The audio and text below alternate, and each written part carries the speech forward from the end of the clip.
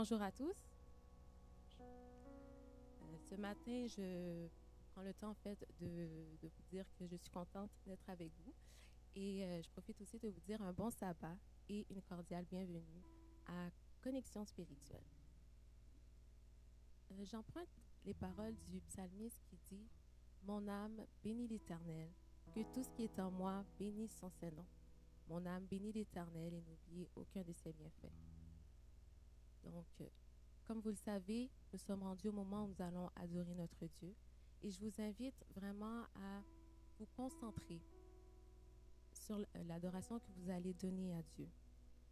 Sur ce, je vous invite à vous mettre debout et nous allons chanter un si grand miracle.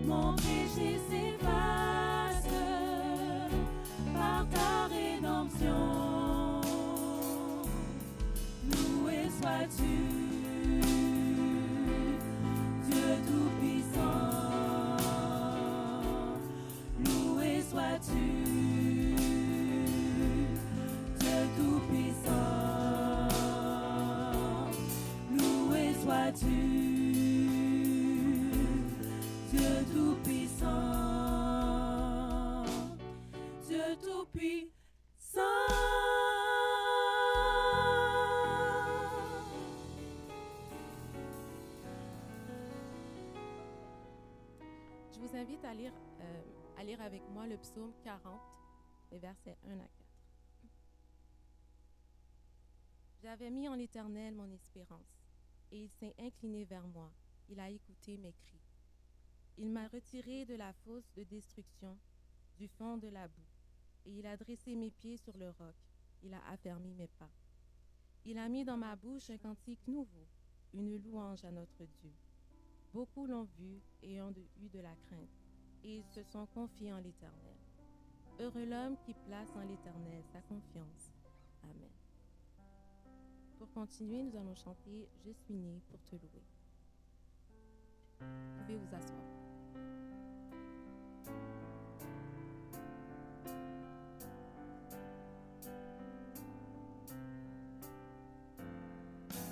Je suis né pour te louer. Je suis né pour glorifier ton nom.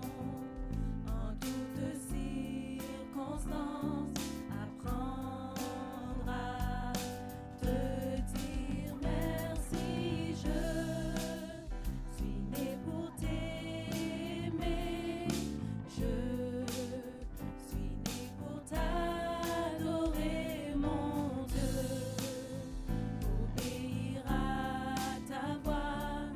Je suis fait pour toi.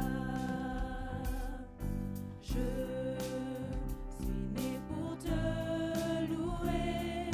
Je suis né pour glorifier ton nom. En toutes circonstances, apprendre à te dire merci. Je suis né pour t'aimer. Je suis né pour t'adorer, mon Dieu. Obéir à ta voix. Je suis fait pour toi.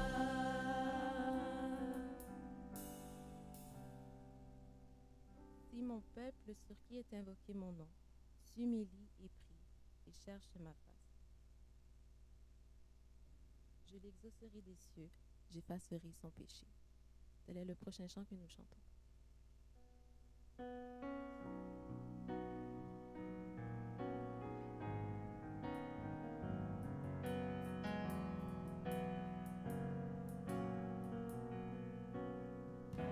Si mon peuple sur qui est invoqué mon nom s'humilie, prie et me cherche. Si mon peuple sur qui est invoqué mon nom se détourne de ses mauvaises voies, je l'exaucerai des cieux. J'effacerai son péché et son pays je guérirai. Si mon peuple sur qui est invoqué mon nom s'humilie, prie et me cherche. Si mon peuple sur qui est invoqué mon nom se détourne de ses mauvaises voies, je l'exaucerai des cieux. J'effacerai son péché et son pays je guérirai. Je l'exaucerai des cieux. Je l'exaucerai des cieux. J'effacerai son péché et son pays je guérirai.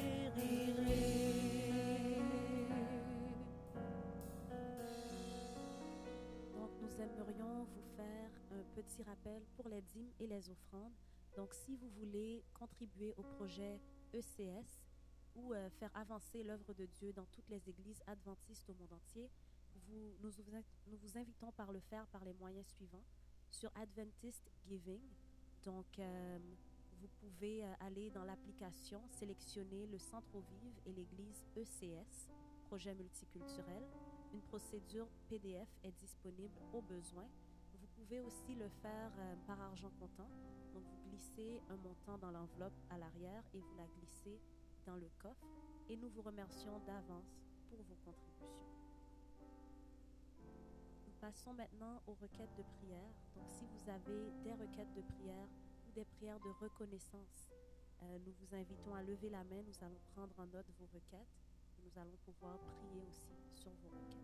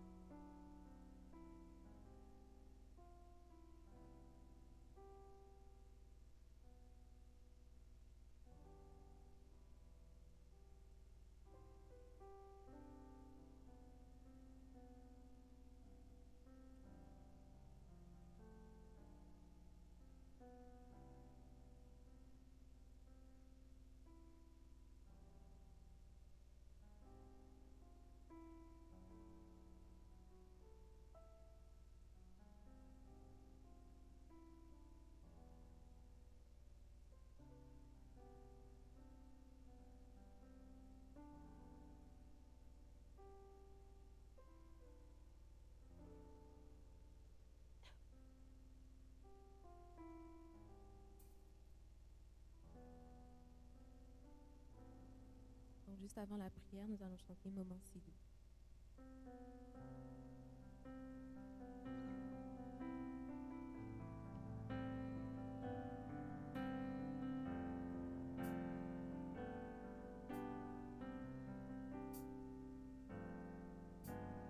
Moment si doux de la prière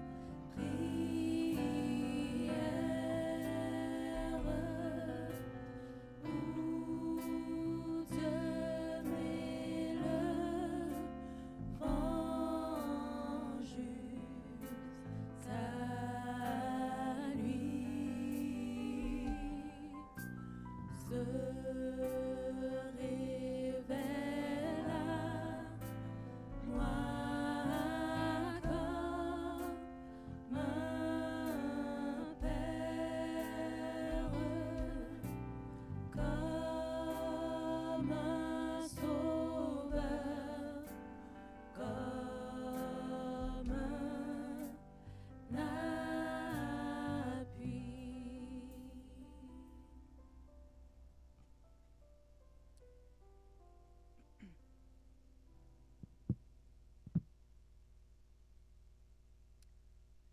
Adorable Père des cieux, Seigneur, 3 fois saint, merci. Merci Seigneur pour cette opportunité que nous avons que de te louer en ce matin dans le local de CS. Merci pour toutes les personnes qui ont pu ou qui ont l'opportunité de participer à ce culte. En cet instant, nous voulons élever des requêtes vers toi, mais juste avant, nous te demandons de nous accorder ton Saint-Esprit et de nous pardonner, Seigneur, de toute faute, de tout manquement, Seigneur. Puisses-tu nous purifier, nous laver, nous sanctifier, Seigneur. Ô Dieu, nous voulons te remercier parce que, en fait, en tout ce qui a trait au déroulement du processus pour la résidence permanente de notre sœur Bianca, tu vois, Seigneur Dieu, que tu fais avancer les choses et nous voulons te remercier. Nous te prions également, Seigneur, pour sa famille et aussi pour nos vies de prière. Nous voulons, Seigneur, passer plus de temps dans la prière. C'était la requête de Bianca et je pense que c'est la requête de chacun d'entre nous, Seigneur. Nous voulons passer plus de temps avec toi dans la prière et dans la compréhension de tes écrits. Alors puisses-tu, Seigneur, permettre à ce que nous puissions avoir cette expérience avec toi. Ô Dieu, je te prie également pour Benjamin qui te remercie pour cette dernière année et qui te demande plus de foi. Ô Dieu, toi qui sais toutes choses et toi qui es le commencement et la fin de notre foi, puisses-tu lui accorder davantage de foi. Je te prie pour Flavie qui est en train de terminer son stage. Puisses-tu lui permettre de terminer ce stage avec succès et également, Seigneur Dieu, lui accorder un emploi juste après. Je te prie pour William qui demande à ce que il y ait une certaine harmonie au sein de son foyer, au sein de sa famille. Alors, agis en ce sens. Et je te prie également pour tous les couples en général. Tu vois que le but de l'ennemi, c'est de détruire l'unité familiale. Alors, puisses-tu, Seigneur, permettre à ce que ton Saint-Esprit puisse toucher le cœur de chaque personne qui se retrouve en couple, mariée ou pas, afin qu'ils puissent se laisser guider par toi et que cette relation puisse leur permettre vraiment de se rapprocher de toi. Ô Dieu, je te prie pour Maëva qui ira en voyage et qui est à la recherche d'un visa, si je ne me trompe pas. Alors puisses-tu toucher tout ce processus et permettre à ce que la chose puisse se dérouler pour ta gloire. Je te prie également pour ECS qui te demande en fait d'avoir un peu plus de visiteurs afin que tu puisses toucher le cœur de plusieurs personnes à travers ce petit groupe. Alors, ô Dieu, nous te remercions déjà d'avance pour tout ce que tu feras pour ce ministère, pour ECS et pour chacun d'entre nous. Donc, encore, agis dans nos vies et permets-nous de passer un bon culte pour ta gloire. Au nom de Jésus. Amen.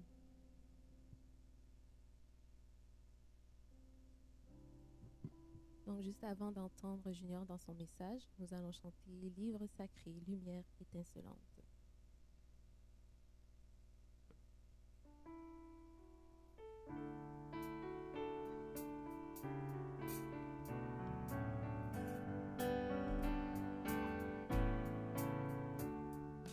Livre sacré, lumière étincelante, qui de la nuit perce l'obscurité, révèle à tous ta beauté rayonnante, et dans les cœurs fait briller ta clarté. Livre divin, ô céleste message de vérité, de justice et d'amour, conduis mes pas dans le pèlerinage, vers le ciel j'avance chaque jour. Comment sans toi reconnaître la route et discerner les pièges du malin? C'est toi qui seul peux dissiper le doute et du salut indiquer le chemin. Livre divin, ô céleste message de vérité, de justice et d'amour, conduis mes pas dans le pèlerinage, vers le ciel j'avance chaque jour.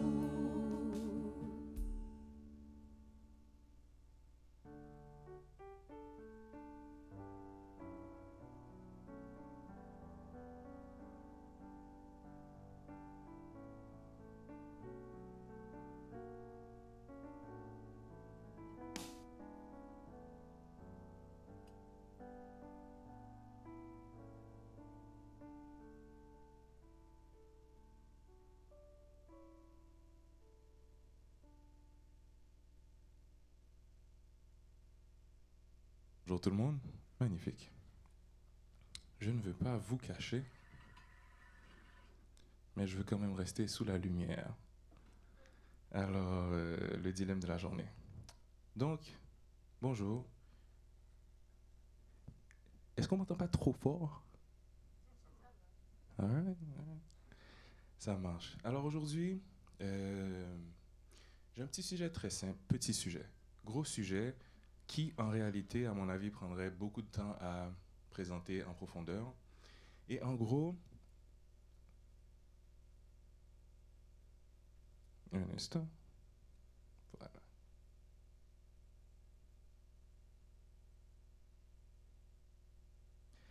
Alors, un de ces jours, ça va s'afficher en arrière. Et en gros, c'est un sujet... J'ai même pas de qualificatif. Alors, ce que je vais vous recommander, faites comme moi, courbons la tête et nous allons prier. Père éternel, nous sommes vraiment heureux de ce que tu nous as permis de nous approcher de toi.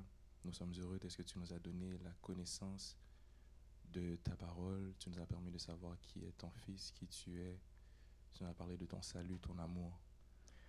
Seigneur, nous voulons partager ce salut, cet amour avec les gens autour de nous. Mais pour ce faire, il nous faut nous aussi comprendre où est-ce que nous nous trouvons. Alors aujourd'hui, envoie-nous ton Saint-Esprit pour que nous puissions en ressortir mieux, sortir d'ici, mieux que lorsque nous sommes arrivés. Permets-nous de comprendre le sujet comme tu voulais que nous le comprenions. Prends le contrôle de nos esprits et de nos cœurs. C'est au nom de ton Fils Jésus-Christ que nous te prions. Amen. J'entends chaque petit claquement de ma langue dans le micro.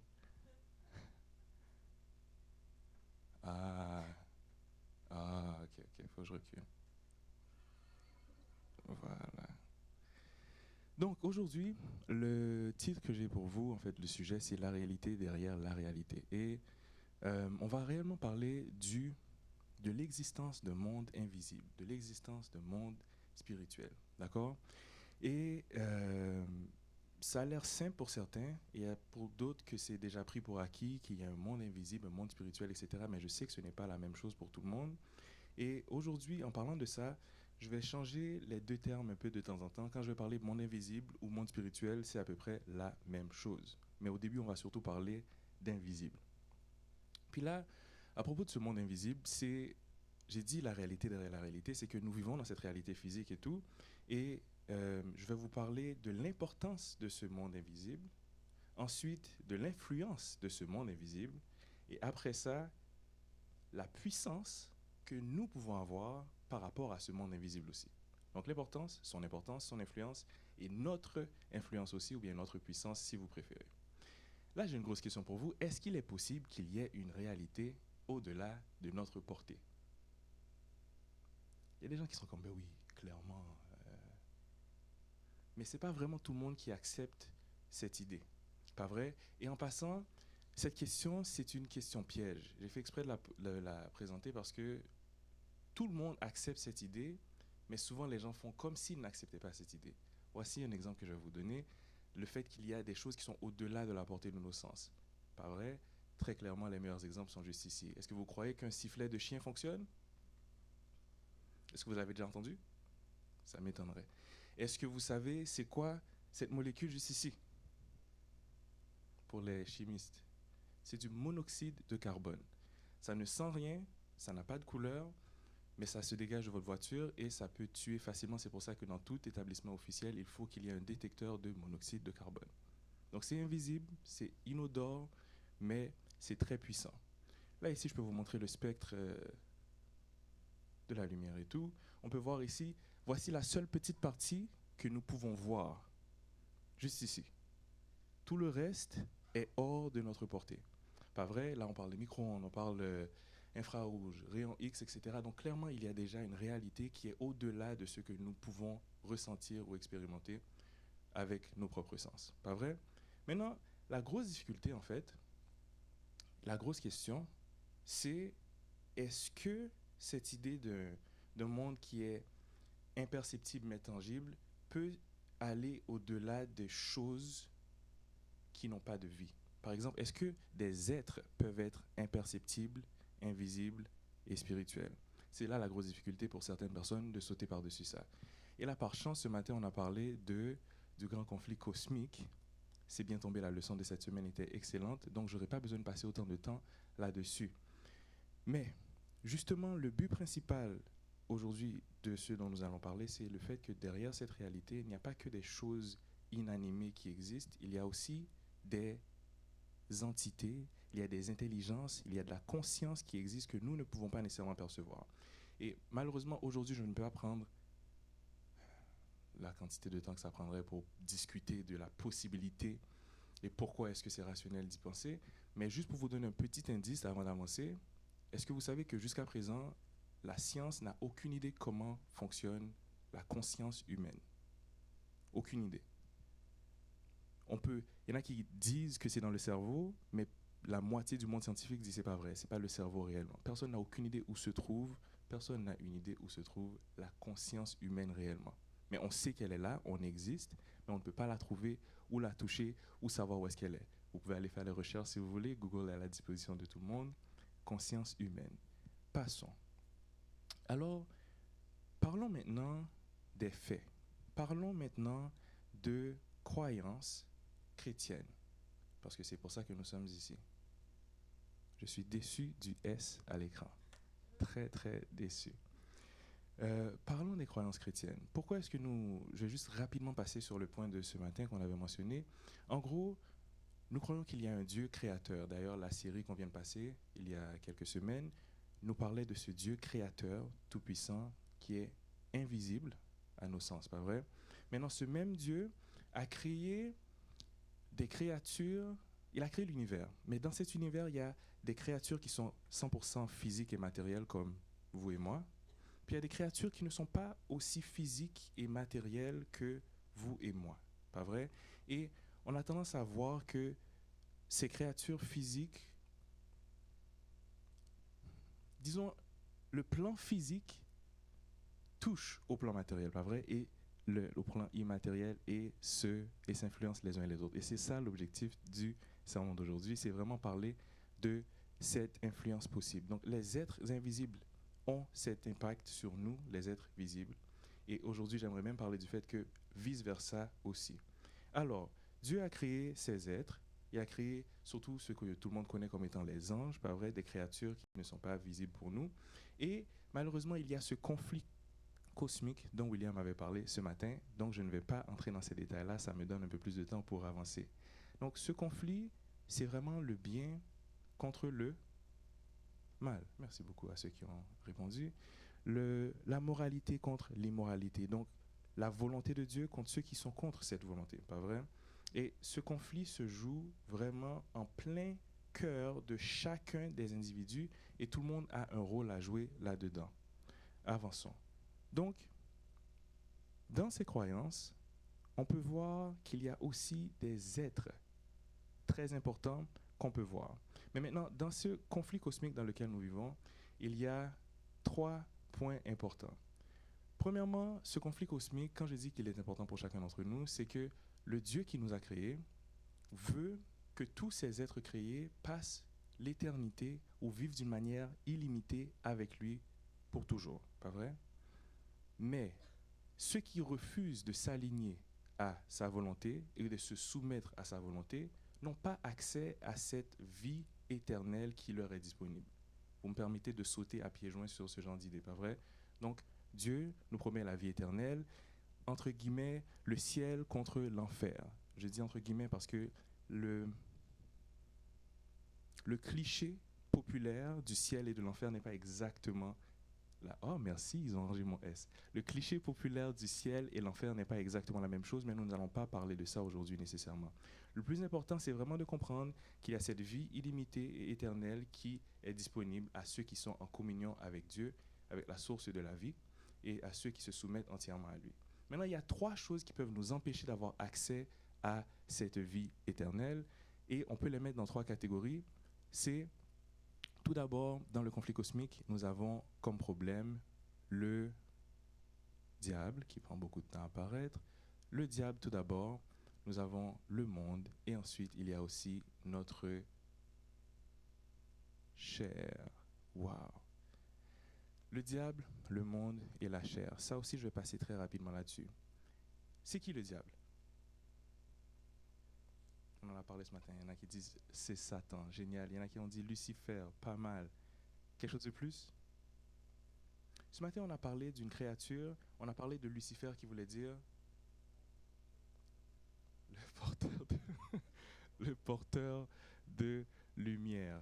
Et il y avait le verset qu'on a lu qui nous expliquait qu'en fait, il était l'être le plus complet, le sceau de la perfection. Pas vrai qu'on a lu tout à l'heure dans Ézéchiel.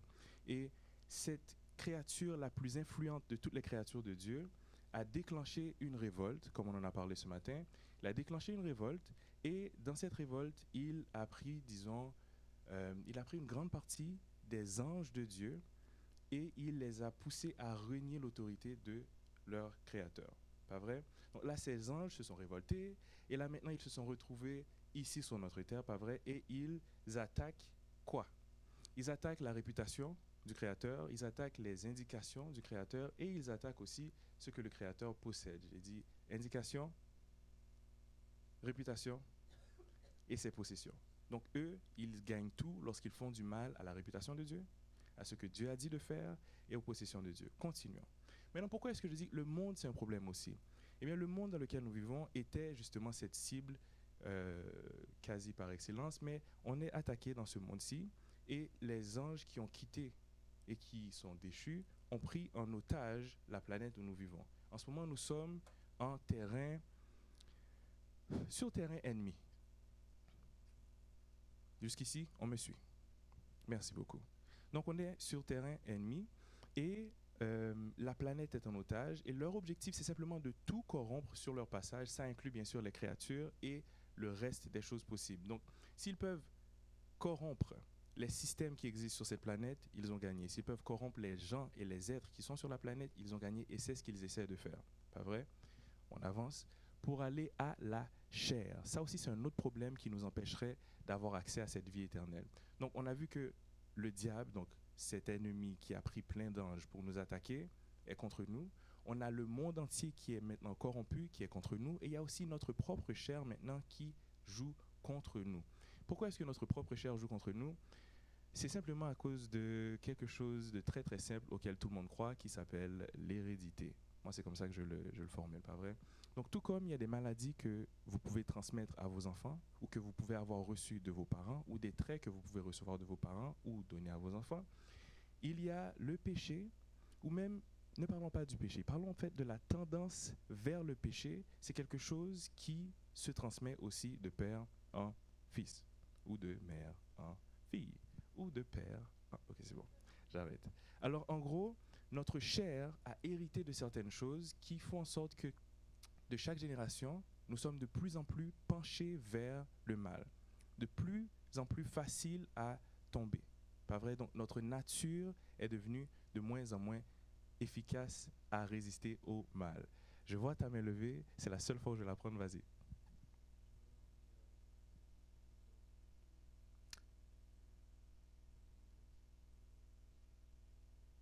Garde. Je vais me rappeler de la question pour tout à l'heure. Est-ce que nous sommes de pire en pire? Et oui, je le crois, mais continuons. Alors, l'important, c'est que justement, ça s'aggrave de génération en génération. Et pourquoi est-ce que je vous ai parlé de tout ça? J'ai parlé du diable, j'ai parlé du monde, j'ai parlé de la chair.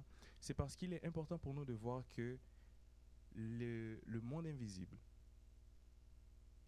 non seulement est important, mais joue dans ce conflit cosmique et on ne peut pas le prendre à la légère. C'est juste pour ça que j'en parlais. C'est qu'il y a tout ça qui est techniquement moins visible, et même la chair, cette tendance vers le péché n'est pas nécessairement visible. Je ne peux pas voir William puis je sens que lui, il tend vers le péché. Tu vois ce que je veux dire? Surtout lui là qui sourit, le pianiste et tout ça. Vous comprenez? C'est pas quelque chose qui est c'est pas quelque chose de super tangible et visible, mais ces choses qui sont invisibles sont quand même très importantes et ont un rôle à jouer. C'est ce que je voulais mentionner d'abord. Alors maintenant, parlons de cette réalité spirituelle un peu plus loin. Parce que tout à l'heure, je parlais des êtres spirituels. Je parlais des êtres qui ne sont pas visibles ou qui ne sont pas perceptibles par nous-mêmes. Eh bien, dans cette réalité spirituelle, j'aimerais vous parler de 3 catégories. On va parler, dans cette réalité spirituelle, il y a des êtres, il y a aussi des circonstances, et pour finir, il y a des lieux. Mais on ne va pas rester trop longtemps sur les lieux. Les êtres sont les plus importants. Les circonstances aussi sont très importantes. Les lieux, on va y toucher un peu plus tard. Alors, j'espère que vous êtes prêts. On va plonger dans la Bible pour entrer un peu plus en détail là-dessus. Pour vous sauver la vie, je vous ai préparé les versets directement. J'aimerais qu'on parle de l'influence des êtres spirituels. On parle des êtres d'abord. Le premier verset que j'ai partagé ici nous dit, Jésus, reprenant la parole, lui dit, tu es heureux, Simon, fils de Jonas, car ce ne sont pas la chair et le sang qui t'ont révélé cela, mais c'est mon Père qui est dans les cieux. On trouve ça dans Matthieu 16, verset 17. Le Père céleste, donc Dieu qui n'est pas perceptible, a révélé et peut révéler des choses aux gens. Donc rappelez-vous, je passe vite pour qu'on puisse comprendre très rapidement. Donc le Père céleste peut révéler. Donc dans le monde spirituel, il peut nous révéler des choses. On continue.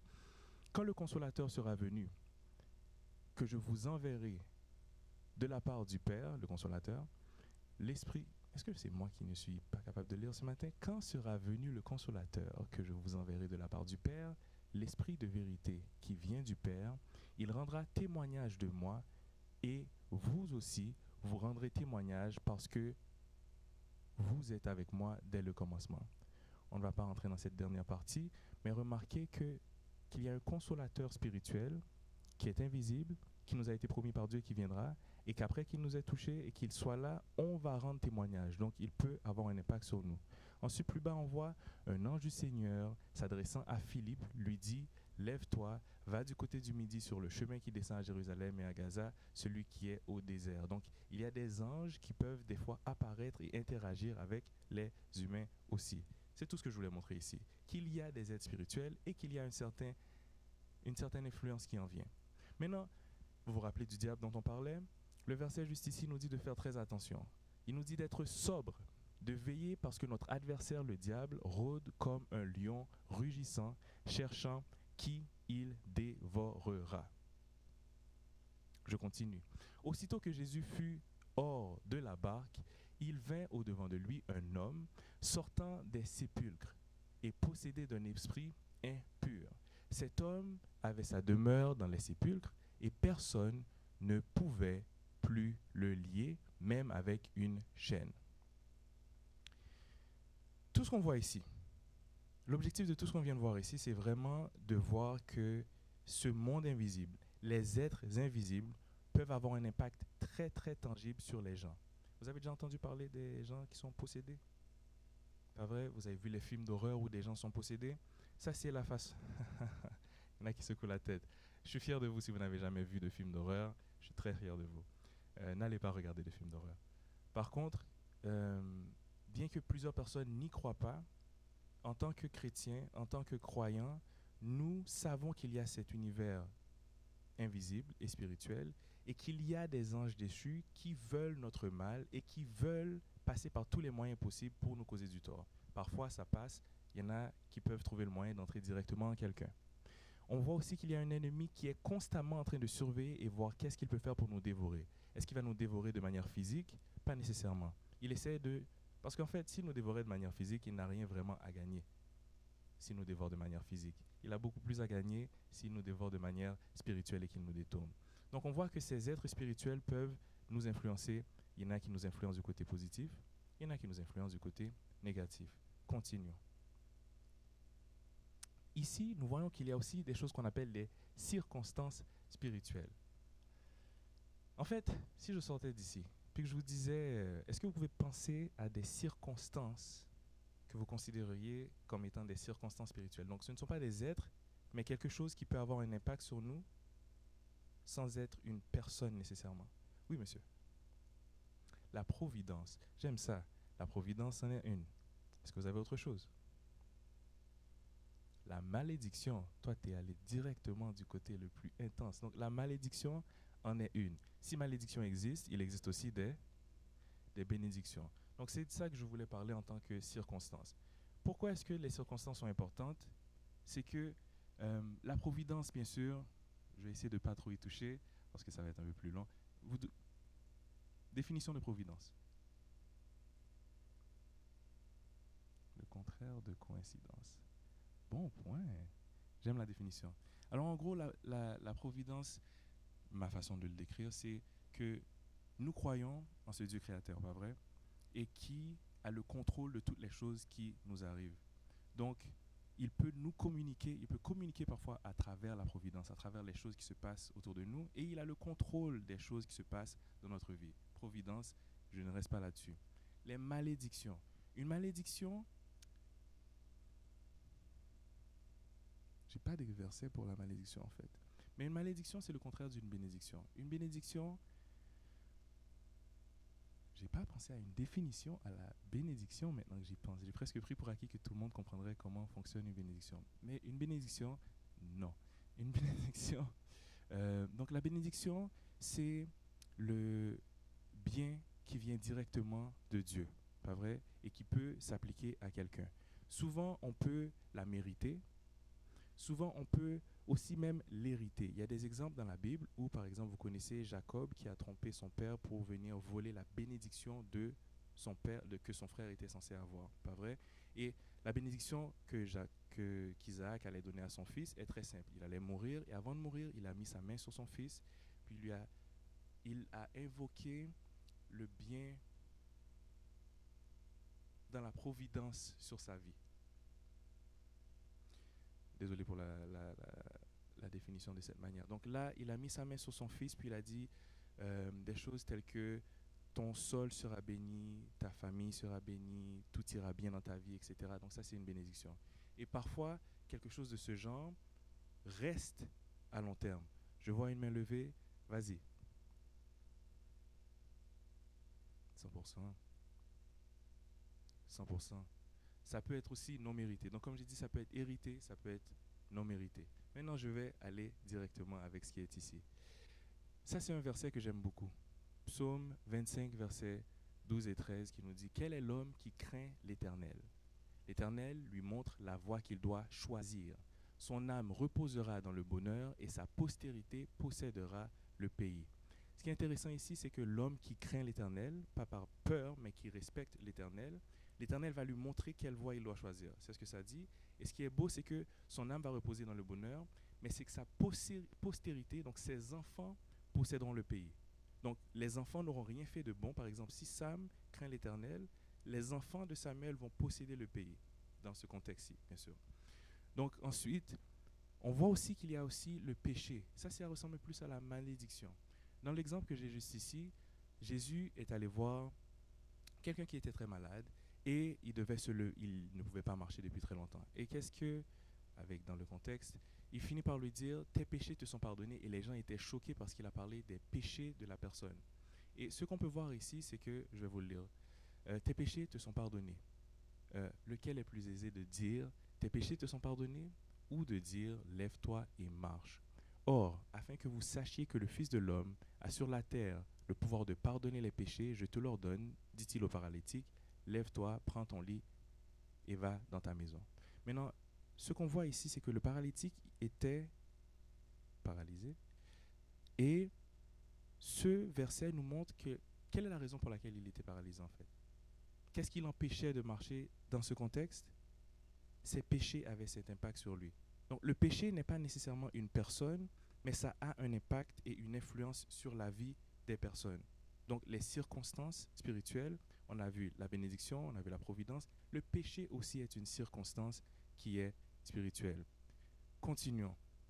J'ai un verset ici, Dieu miséricordieux et compatissant, lent à la colère, riche en bonté et en fidélité, qui conserve son amour jusqu'à 1000 générations, qui pardonne l'iniquité, la rébellion et le péché, mais qui ne tient point le coupable pour innocent et qui punit l'iniquité des pères sur les enfants et sur les enfants des enfants jusqu'à la 3e et la 4e génération. Donc encore un autre exemple où il y a des circonstances spirituelles qui peuvent être héritées.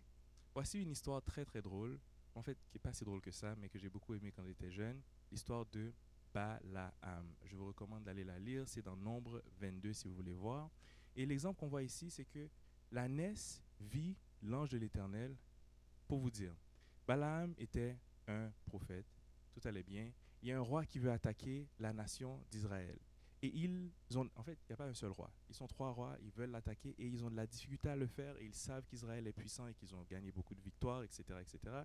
Alors, ils disent, OK, leur Dieu est tellement puissant que je vais demander à l'un de leurs prophètes d'aller les maudire pour moi. Puis là, il a essayé de demander à Balaam, le prophète, d'aller maudire sa propre nation. Puis quand Balaam a essayé de le faire, il est sur son ânesse, il s'en va en paix pour aller maudire sa propre nation. Et là, l'ânesse vit l'ange de l'Éternel qui se tenait sur le chemin, son épée nue dans la main.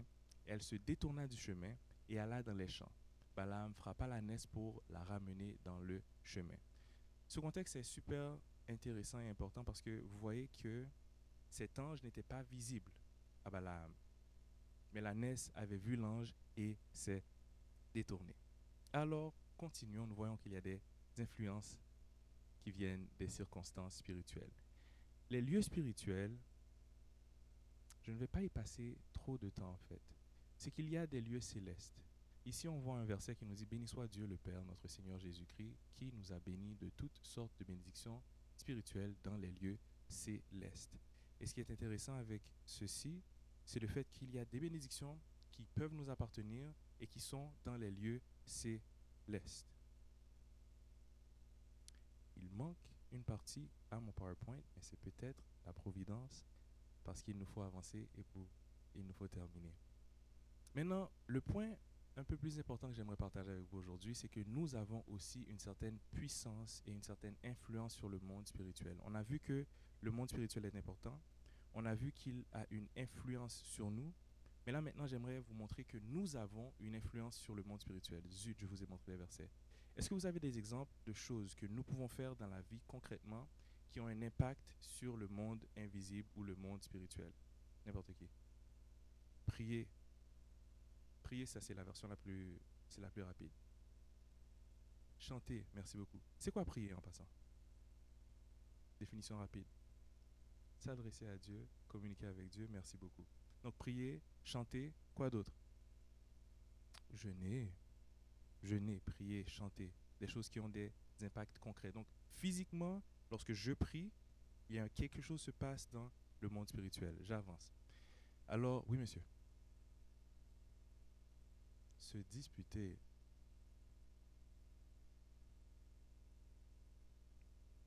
Le côté négatif. Merci beaucoup. Je vous lis rapidement ce que nous avons ici. Je suis le cep, vous êtes les sarments, celui qui demeure en moi et en qui je demeure porte beaucoup de fruits, car sans moi, vous ne pouvez rien faire. Donc, il y a moyen de demeurer en Christ et on portera des fruits. Ici, on voit qu'à celui qui est ferme dans ses sentiments, il nous assure la paix. En fait, je vais avancer un peu plus. Voilà. Ici, lorsqu'on se soumet à Dieu et qu'on résiste au mal, le diable fuira loin de nous. On parlait de prière. Là où 2 ou 3 sont assemblés en mon nom, je suis au milieu d'eux. Donc, lorsque 2 ou 3 personnes sont assemblées au nom de Dieu, Dieu se trouve au milieu de ces personnes-là. J'avance parce que le temps nous fait la guerre. En gros, comme je l'ai dit, certaines de nos actions dans le monde physique ont des répercussions importantes sur le monde spirituel. Aujourd'hui, il a fallu passer vraiment à pieds joints et très rapidement sur beaucoup de points importants par rapport à ce monde spirituel. Et là, on peut se poser la question, pourquoi est-ce que Junior est venu nous parler du monde spirituel de cette manière en avant, s'il savait qu'il n'avait même pas assez de temps pour le faire en profondeur? Le point est très très simple. Et je le résumerai en fait en un mot très simple. Je vous dirais simplement, l'objectif aujourd'hui, c'est de partager cette idée qu'il nous faut absolument être intentionnel par rapport à ce monde spirituel. Pourquoi est-ce que je dis qu'il faut être intentionnel par rapport au monde spirituel?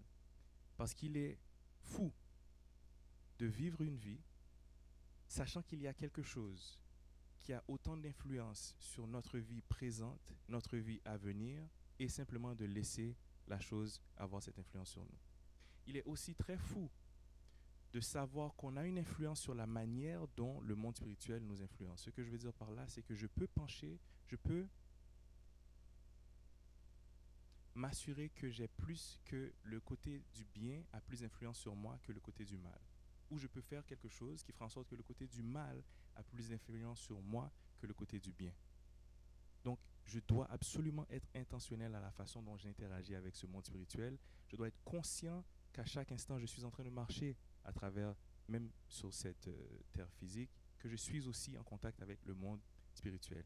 Et le dernier point que j'aimerais emmener, c'est non seulement ça a une influence sur nous, mais si nous avons aussi une influence dans le monde spirituel, il nous faut aussi être intentionnel avec l'influence que nous pouvons avoir sur le monde spirituel.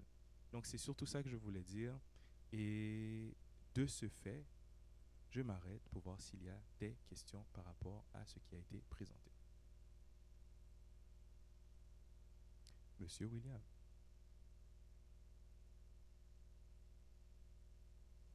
Est-ce qu'on m'entend? Oui. Quand on avait dit le verset dans 1 Pierre 5:8, le diable... Soyez sobre, veillez, car Quand votre le diable adversaire... dévorera. Il n'y a pas eu un moment donné, justement, où le diable dévorait réellement physiquement et qui, dans l'âge noir de Dark Ages, il tuait le plus. C'était juste un vrai commentaire, je voulais dire. C'est pas vraiment une question, c'est plus pour dire qu'il y a vraiment eu un moment où les Juifs, le diable, ce qu'il voulait faire, c'est diminuer les chrétiens, les éradiquer. Et dans l'âge noir, là, c'est comme de tuer tous les chrétiens, mais à chaque fois qu'il en tuait le plus, ça se fructifiait. Ça se multipliait.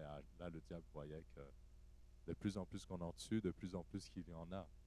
Et donc, c'est là que c'était intéressant, justement, que là, il a comme changé de tactique et qui est passé au lieu de détruire tous les chrétiens, là, on les détruit spirituellement.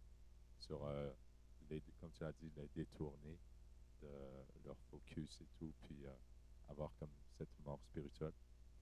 Puis, il me semble que je me souviens, durant que tu parlais, j'avais plusieurs choses. Ah, j'avais aussi ça. Une dernière chose, je ne veux pas tous les dire, mais quand on a parlé de bénédiction, tu voulais parler de ça? Ok. Quand on parlait de bénédiction, dans Genèse, quand on parle du sabbat, ça dit Dieu se reposa le sabbat, le bénit et le sanctifia. Est-ce qu'on peut expliquer la différence entre bénir et sanctifier le jour du sabbat? Entre bénir et sanctifier le jour du sabbat. Ouais, que Dieu a béni et a sanctifié le jour du sabbat? C'est quoi la différence? Ce que je vais faire, c'est que je ne vais pas répondre à cette question en ce moment, simplement parce que ça me prendrait trop de temps y réfléchir et te donner une réponse directe qui expliquerait tout ça. Et je ne pense pas que ça a un impact sur le sujet d'aujourd'hui, mais si on a du temps tout à l'heure, je réponds tout de suite. Je vois des questions, vas-y. Oui, moi c'était aussi concernant la bénédiction. Vas-y. Ça disait c'est quelque chose qui vient de la providence et qui a un impact positif en soi. Mhm. Mais quand on dit Attends, on disait que ça vient de la providence. ça oui, non, que ça vient de Dieu vers Oui, oui, oui. ouais. Oui. Mais quand on dit bénir Dieu, Mhm. Dieu, je te bénis de ce que tu fais. Moi, j'avais peut-être une nuance par rapport au terme bénédiction. En espagnol, c'est quoi? C'est bendecir. Donc, c'est dire du bien de, Mhm. plutôt que d'avoir un impact, machin. Donc, c'est quand tu dis je bénis William, c'est je dis du bien de William, genre, Mhm. ensemble. Quand Dieu dit des bonnes choses pour nous, genre, c'est que nous serons prospères, tout ça, c'est de la puissance de la parole, tu vois, des choses bien qui sont dites sur nous ou pour nous. Donc, on est capable aussi de bénir aussi. Merci beaucoup. Ça, c'est mon genre de questions préférées, les questions qui se répondent d'elles-mêmes. Donc, j'espère que tout le monde a compris ce qu'il partageait. Et c'est un très bon point, c'est que dans la Bible, on utilise le terme bénir le nom de l'Éternel ou bénissez Dieu, vous tous, etc., etc. Mais est-ce que nous avons le pouvoir de bénir? Et j'ai jamais entendu cette approche de bendecir qui est en fait, et la conclusion que tu as emmenée, la version courte, c'est dire du bien. Et quand Dieu dit du bien, ce qu'il dit devient réalité. Fait que c'est à peu près la même chose. J'aime ça, je vais m'en rappeler. Je vais l'utiliser. J'ai vu une main levée, Maëva. Non, c'était pas une main levée. Vas-y.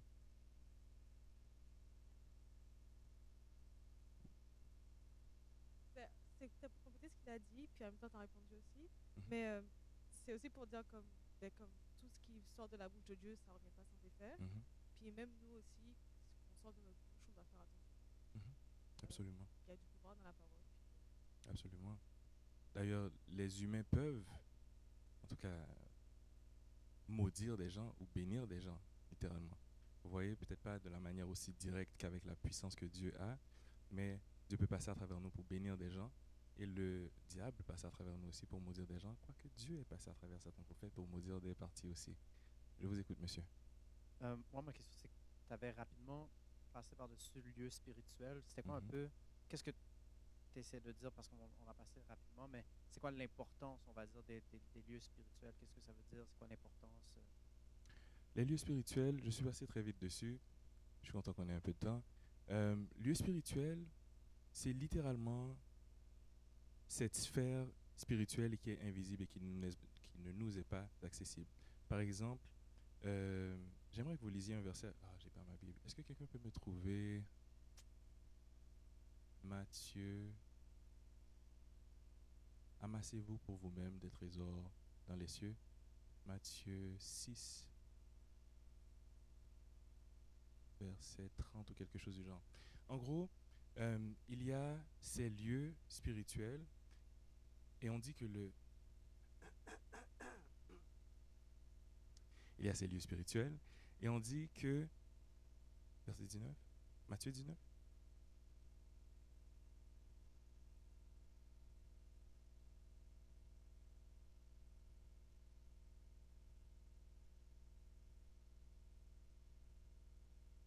Mhm. Merci beaucoup. Et je ne vais pas vous mentir, il y a peut-être une partie de cette réponse qui va vous manquer, mais par rapport à ce verset dans les lieux spirituels, on voit qu'il y a ces lieux qui ne sont pas accessibles au corps physique et on y trouve bien sûr dans le ciel. Qu'est-ce qu'on trouve dans le ciel et dans les lieux célestes? On trouve des êtres qui sont spirituels, tels que Dieu, tels que les anges, etc. Pas vrai?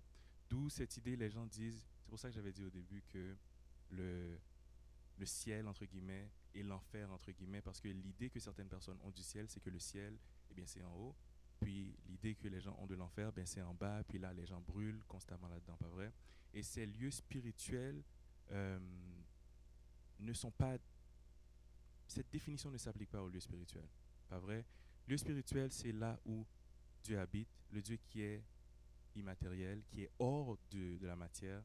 Et ce qu'on voit, c'est que dans ces lieux spirituels, on peut aussi y accumuler certaines choses. Il y a des choses qui s'y passent et qui ont un impact ici sur la terre. Je veux juste savoir à quel point est-ce que ça a répondu à ta question. Tu voulais que j'éclaire un peu l'idée de qu'est-ce que les lieux spirituels. Eh bien, en gros, tout comme on a des lieux physiques, il y a aussi le lieu spirituel. Et dans les lieux spirituels, qu'est-ce qui existe dedans? Des êtres spirituels aussi. Monsieur. Question en fait sur les lieux spirituels encore. Oui. S'il y a des anges dans la maison ou dans l'église, est-ce que ça fait de ça un lieu spirituel? S'il y a des anges dans l'église, est-ce que ça fait de l'église un lieu spirituel? Ou dans la maison? Non, ça ne fait pas, dans la définition dont on parlait, ça ne fait pas de la maison un lieu spirituel comme des lieux célestes qu'on a vus ici. Par exemple, les bénédictions que j'accumule dans les lieux célestes ne s'accumulent pas dans la maison parce qu'il y a des anges. Si c'est ce que tu voulais dire par lieu spirituel. Est-ce que c'est ce que tu voulais dire par lieu spirituel, mon frère? Le lieu saint, le lieu très saint. Ouais, c'est ça que je voulais dire. Mm. Mais en fait, concernant après les lieux spirituels, puis exemple la richesse que cela peut apporter, est-ce que ça peut inclure la maison, par exemple? Les richesses éternelles. Je comprends pas. Est-ce que ça peut inclure des richesses, quand ça dit ne vous ramassez pas des richesses où la teigne et la rouille percent, mais là où il y a des richesses dans les lieux spirituels. Donc, pour dire, est-ce que dans la maison, ça peut être un lieu où on peut avoir des richesses spirituelles? Pour dire, c'est comme, est-ce que c'est un lieu spirituel? C'est ça la question. Attends, je vais être sûr de comprendre. Puisque je peux accumuler des richesses spirituelles, est-ce que je peux les accumuler dans ma maison? Puisque je prie dans la maison et qu'il y a des anges dans ma maison. C'est ça ta question. Je peux accumuler des bénédictions dans ma maison, mais ce verset ne parlait pas de ce genre de bénédiction-là. Tu vois ce que je veux dire? Lorsque ce verset nous parle de s'amasser des trésors aux cieux, c'est des trésors auxquels j'aurai accès dans la vie éternelle. Sûr? Tu n'as pas l'air certain. Oui, monsieur. Pour revenir sur un autre lieu qui pourrait peut-être être spirituel, en fait, il y a deux exemples. Il y a par exemple lorsque Moïse venait vers le buisson et dit le lieu sur lequel tu te trouves est un lieu saint, quelque chose comme ça. Est-ce qu'il s'agit d'un lieu spirituel ou un lieu où se manifeste une forte présence spirituelle? Et aussi qu'on dit le corps est le temple du Saint-Esprit. Notre corps est un temple du Saint-Esprit. Est-ce que notre corps est un... Non, j'ai rien contre. Ce que j'essaie de... La raison pour laquelle je secoue la tête, c'est qu'il y a tellement d'avenues à ce sujet qui sont extrêmement importantes et cruciales que franchement, il faudrait une série de 3-4 sermons. Mais la raison pour laquelle tout à l'heure j'avais dit que la maison, puisqu'on prie dedans, n'est pas un lieu céleste, parce que c'est ce que c'est des lieux célestes, pas vrai? Les lieux célestes, il y a des versets qui parlent de lieux célestes. Et là, c'est pour ça que je disais que ce n'était pas un lieu spirituel, parce que moi je te demandais est-ce que tu parlais de lieu spirituel en tant que lieu céleste. Mais un lieu, et c'est pour ça que je disais ceci, ce dont il parle par exemple, c'est un lieu saint, un lieu sacré. Ça c'est autre chose. Ta maison peut être un endroit qui est sacré. Un endroit physique sur terre peut être saint et sacré et peut avoir beaucoup de présence spirituelle, entre guillemets. Mais ça n'en fait pas les lieux célestes dont on parle quand je dis « amassez-vous des trésors aux cieux ». Pas vrai? Donc oui, ça existe, mais c'était simplement pas la même définition que ce que j'avais cru qu'il disait en tant que lieu céleste en utilisant le verset. Ensuite, tu as parlé du corps en tant que temple du Saint-Esprit. Est-ce qu'on y touche aujourd'hui? Voici ce que je vais vous proposer. À la fin du service tout à l'heure, il y aura un code QR pour un sondage pour nous donner vos commentaires par rapport au service et à ce qui se passe. Si nous avons 5 personnes qui disent qu'ils aimeraient avoir une série sur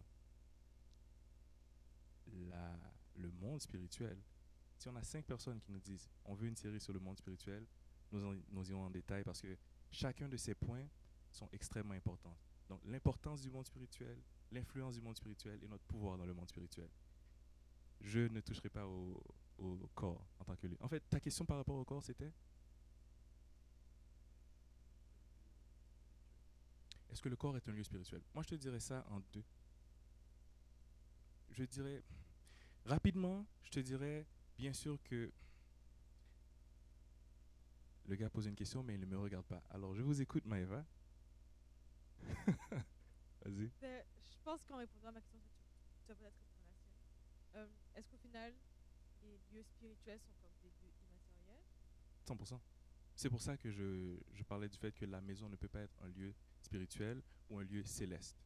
Donc notre corps qui est tangible, Mhm. matériel, Mhm. est-ce qu'on est littéralement un lieu spirituel au final? Est-ce qu'on est littéralement un lieu spirituel? Si un lieu spirituel, c'est un lieu immatériel.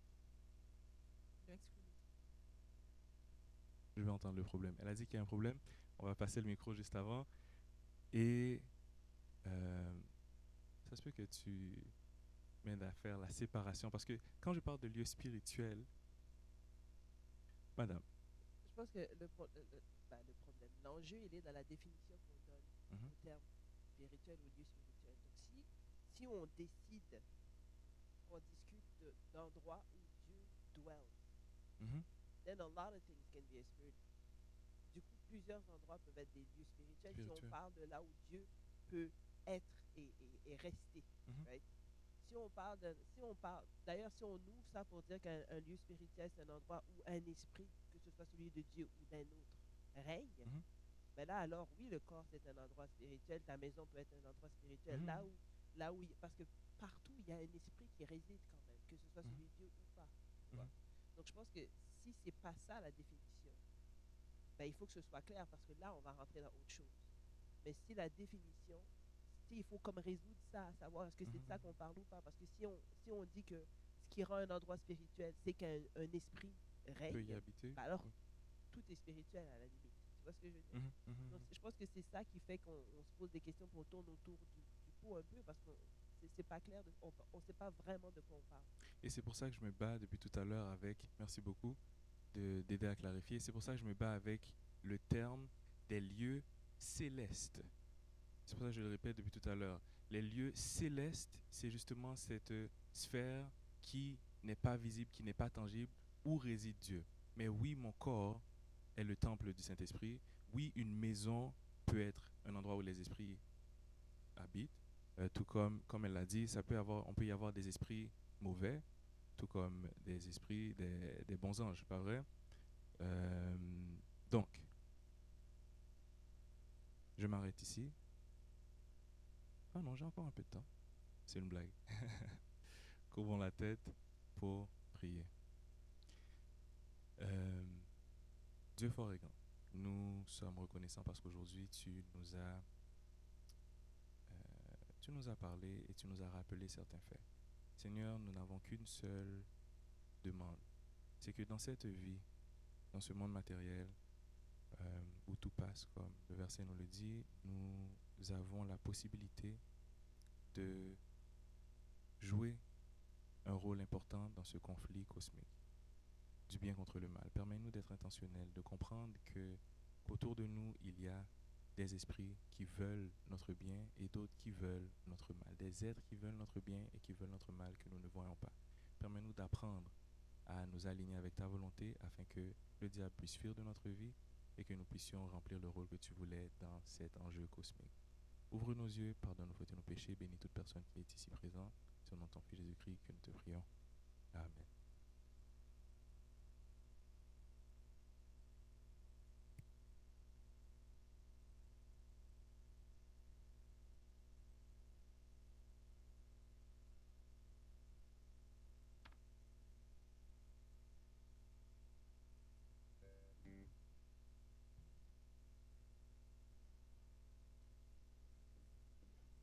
Alors pour terminer, nous allons entonner les 2 dernières strophes de Livre sacré, Lumière étincelante.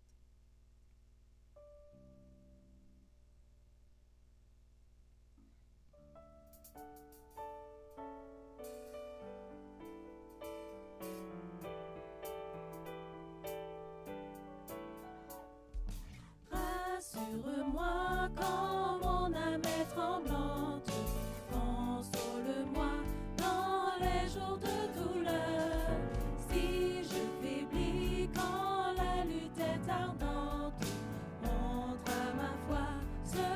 celui qui rend vainqueur. Livre divin, ô céleste message de vérité, de justice et d'amour. Conduis mes pas dans le pèlerinage, ou vers le ciel, j'avance chaque jour. Ô cette Bible, ô paroles immortelles, sois ici bas mon guide et mon flambeau. Par toi je vois la patrie éternelle, où les élus donnent gloire à l'agneau. Livre divin, ô céleste message de vérité, de justice et d'amour. Conduis mes pas dans le pèlerinage, où vers le ciel j'avance chaque jour. Livre divin, ô céleste message de vérité, de justice et d'amour. Conduis mes pas dans le pèlerinage, où vers le ciel j'avance chaque jour. Donc, comme d'habitude, nous vous invitons à rester pour la collation. Il y a aussi un moment de prière dans la salle technique pour ceux qui le souhaitent. Et nous avons aussi le code QR qui sera affiché à l'écran. Donc, ça va nous aider afin d'améliorer notre programme et nous aimerions que vous preniez un moment pour remplir un très court sondage. Et ce sondage demeure confidentiel. Et vos réponses sont essentielles à l'avancement de notre mission. Ce sondage peut aussi être rempli à chaque visite à ECS. Bon sabbat à tous.